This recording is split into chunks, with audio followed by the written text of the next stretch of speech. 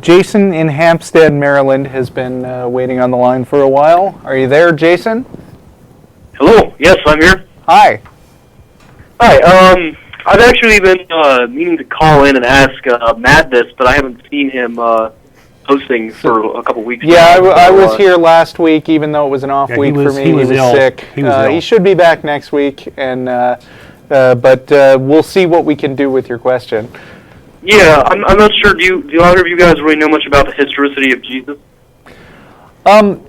Bits and pieces. Yeah, I mean, we've done some talking, Matt and I. I mean, basically, I think the way that historians see it is that there's no particular reason to discount the existence of Jesus as a real person.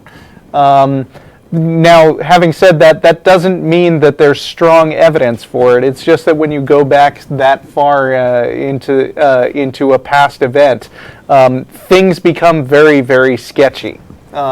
Generally, it's recognized that there is pretty much nothing that was written contemporary with the Bible that has any record of Jesus. I mean, everything that we get was from the Bible, and when you talk to apologists, they'll throw out examples like, Josephus, and people like that who lived like 100 years later, and they will duly record, and there were some Christians around this time who believed stuff about this guy named Jesus. I personally don't think that it matters that much if there was a guy named Jesus, because I've actually talked about this on the show before. Have you seen The Big Lebowski? Yeah, but I don't really remember. Yeah, well, I mean, there was you're going to reference from it. I don't remember the movie too well. Okay, well, I mean, there was this kind of wacky guy called the Dude named, who was that? Jeff Bridges, right? Yeah. So he was based on a real person. He was based on a friend of the director's, I believe. So you could say that Jeff Lebowski was a real guy. But then he does all this stuff in the movie. He gets in trouble with some nihilists who try to extract money from him. They pee on his rug. Some people get kidnapped. His friend gets shot, and they try to throw his ashes off a cliff. I mean, it's all comedy. None of it probably happened to Jeff Lebowski, or the guy that Jeff Lebowski was based on. But you could still say that he was a real guy. But that doesn't really tell us about whether any of the miraculous stuff in the Bible actually happened if there was a real Jesus, is kind of what I'm saying. Well, and I can add to that there is a lot of situations where we know that there was embellishment, especially in early Christianity, where there were stories floating around, maybe even adapted from earlier religions, like earlier guys like Mithra and Attis, where these stories were adapted and embellished and glued together and these sorts of things. And given that there was so much of this, and that it was sort of part of the culture, if you will, of the early church to embellish and to grow this thing, you have to wonder, that since they adopted that, can you trust anything there? And can you say anything concrete? And can you believe any claim that isn't, kind of anything more than a boring claim of, somebody drank some wine or whatever? So I don't know. The evidence for Jesus. Didn't Paul actually say something specific to the effect that it's okay, or was it a later church elder who specifically said it's okay to lie as long as it leads people to what we consider the truth? There is a quote by Martin Luther that says that God would love, go ahead and lie because God would love a lie that helped aggrandize him, and that's based on an earlier quote by Paul that's more ambiguous. It's in Romans, I can't remember, Romans chapter 3, I think, that basically says if God would benefit by a lie, wouldn't that be a good thing? It's kind of that flavor, but it's not real clear from the context whether he's using that as a positive example or a negative example. So it's ambiguous, but Martin Luther made it very clear. Go ahead and lie. Jesus will forgive your sins. But anyway, so there's a lot of lying, and so I just think that the whole thing is so screwed up that you can't find anything of any value there that would substantiate all the supernatural claims associated with Jesus. Just to sum up. Hope that helps. Do you have any? Yeah. Well, I mean, I definitely can't. I can't disagree on it being kind of ridiculous in a lot of cases. But yeah, I guess that pretty much answers what I would have had. Yeah, I mean, to answer, I know that it is really unclear.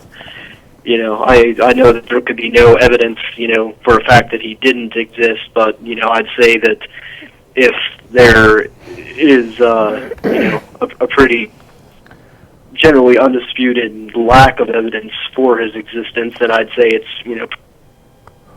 well, look up the something called the Jesus Seminar, which I understand is mainly concerned with looking into that question. But as far as I've read, they spent some years on that question. Yeah, but as far as I've read about mainstream historians, basically the answer to your question is there is no strong doubt within the historical community that there was a person named Jesus, but nor is there strong backing by evidence. It's just sort of a default position.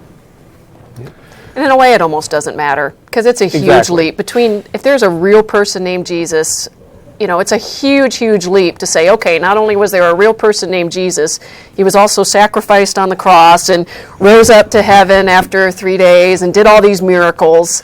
It's an impossible leap to make, and I think you know, I'm fairly well read. I'm no expert, fairly well read, but I think the evidence for those things happening is pretty slim. Right. At best, I think you could say that the Jesus of the Bible is a character loosely based on Jesus. I understand there was also some recent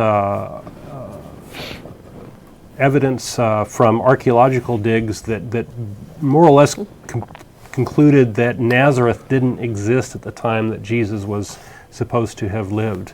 So if he was from Nazareth, this was a made-up story. So pretty much on every fact you can find some evidence against it, or every fact presented in the Bible, or every claim presented in the Bible, I should say, not fact. So. I was never a Christian, so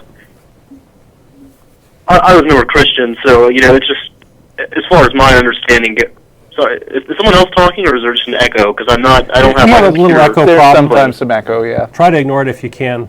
If you're watching on the screen, yeah, I you just don't wasn't sure if I was talking over one of you guys. Like I said, I was raised Jewish actually, and so I don't really understand a whole lot about the Christian faith. But I mean, doesn't a lot of their faith kind of have its foundation in belief in, you know, the miracles that Jesus performed? Sure. Supposedly? Yeah. Sure. Well, so that's why what I would think would be the relevance of you know, Jesus' existence, because, you know, obviously if there's not compelling evidence of his existence, it wouldn't be, you know, it wouldn't really make sense to say that someone may not have existed, did all these things. The history of Christianity is a pretty big and complex topic. It certainly doesn't end with the Bible being written. No, not at all. I would say of the most important things, I would put Paul as the main advocate. Without Paul, there would be no Christianity. He championed it, and you know, a lot of his beliefs are not the same beliefs as modern day Christians have. Mm-hmm. So Christianity has evolved a lot too. So, you know, yes, there is some roots back into, you know, these miracle claims and these resurrection claims and such, but that doesn't necessarily mean they're true. Thanks for your call, just for the record, who exactly is Paul, or was Paul? Well, he was a character in the Bible who was real, and he was an advocate. He was someone who supposedly persecuted Christians for a time, and then supposedly had a conversion experience out in the desert.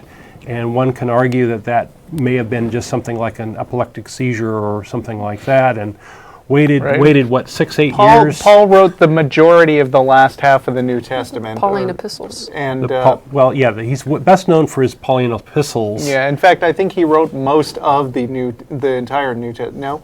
Okay. No. I mean, there's a bunch of the things in Acts and Thessalonians, Galatians. Okay. Yeah, so in Romans. Anyway, right. and even some of those are known forgeries, so you have to dig into the details of it. But the main point here is that he, was an itinerant preacher and went out on the road and actually, spread the word of the gospel and really got it going. And he was a serious misogynist, but that's a topic for a whole nother show. Yeah, a lot of things that he had problems with. Jason, we got full lines, so I'm going to move on. Thanks for your call.